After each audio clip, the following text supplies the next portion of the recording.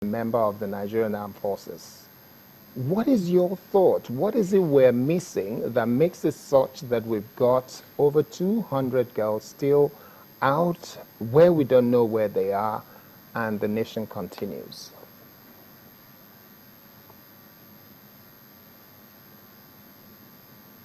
Well, I think I've lost track with your question, but the much that I had, I will try to respond. And you will agree with us that it is not our joy within the system to have this kind of situation. And that is what Nigerians must understand. And that has prompted a series of actions on the part of the security agencies to have these girls back. They are our children as well. And since this incident took place, we have tried to explain the actions we are taking from time to time, despite the skepticism, which is understandable. A number of air sorties have gone into it. A number of patrols that have been since that period are still on in various places, both to ensure that similar situation does not occur and to recover our girls. But the priority, like we have always explained, is to ensure that we want these girls back alive and well. And that's the important thing at the moment. Every effort is in that connection. And it's not a view to making any hasty or action, though it is looking delayed. But you also know that a situation of hostages is very difficult to manage.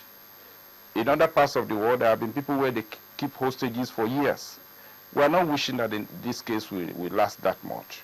And that's why all efforts will be made to achieve that objective of having the girls back safe and alive within the shortest possible time, even though we consider it already long, but it doesn't stop the efforts that are ongoing. So how long more do you think Nigerians, the parents of the Chibok girls and some other people that have been abducted, how long more do you think Nigerians should wait for the security agents to be able to bring back the girls? Remember, they were kidnapped April 14. I think you are being unfair to me to demand that I put a specific period on this. The much I can assure you is that we are willing and working towards ensuring that this situation is addressed and we get the girls back as quickly as possible. We remain optimistic, as most Nigerians are optimistic, and that has been what is driving every operation in that connection.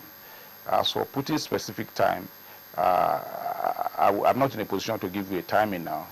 The much I can say is that all the efforts are geared towards addressing it within the shortest possible time. Nobody is happy to have them out there in the difficult conditions that they must be undergoing by now.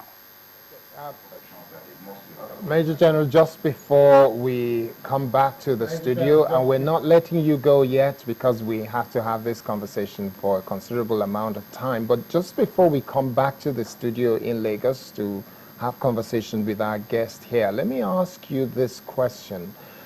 Some people have said, and I remember very vividly, the governor of Borno State, at some point, he made allegation that it seems Boko Haram has better ammunition and arsenal than our military.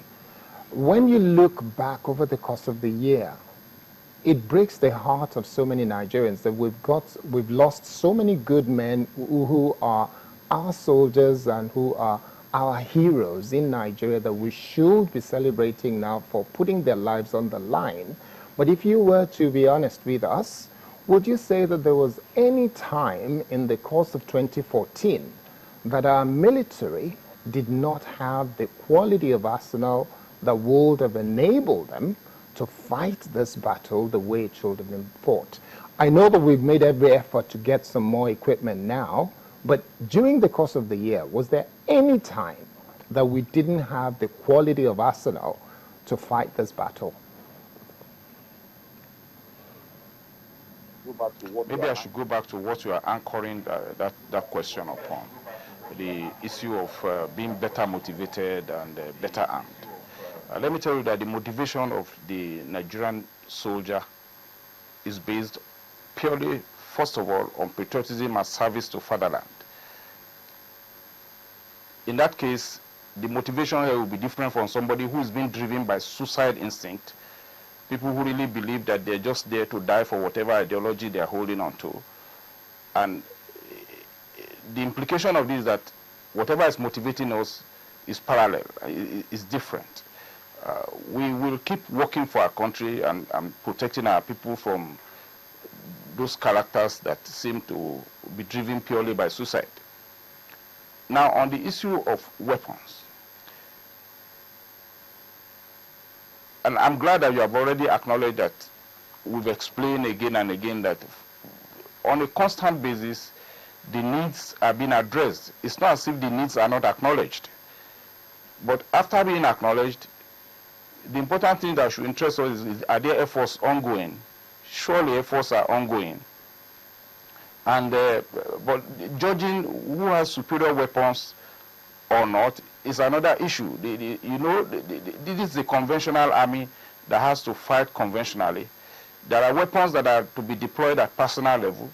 There are weapons that can only be deployed at platoon, company, battalion, and so on levels. The efforts are on to ensure that these weapons are available and working. Yes, at a point they may not be enough because there is wear and tear. Once the battle ongoing, there will be expendables, there will be weapons that will stop working, and on and on. The effort will then be to replace and to improve on the stock. That is where the effort at the moment is being concentrated. We can assure you that we are making good improvement. I mentioned earlier that the effort is targeted at improving our firepower status to ensure that our firepower is effective and delivering as required. If you look at the tactics that the terrorists have been using, is to come en masse, to come with so many people, they've come to waste. And much as they can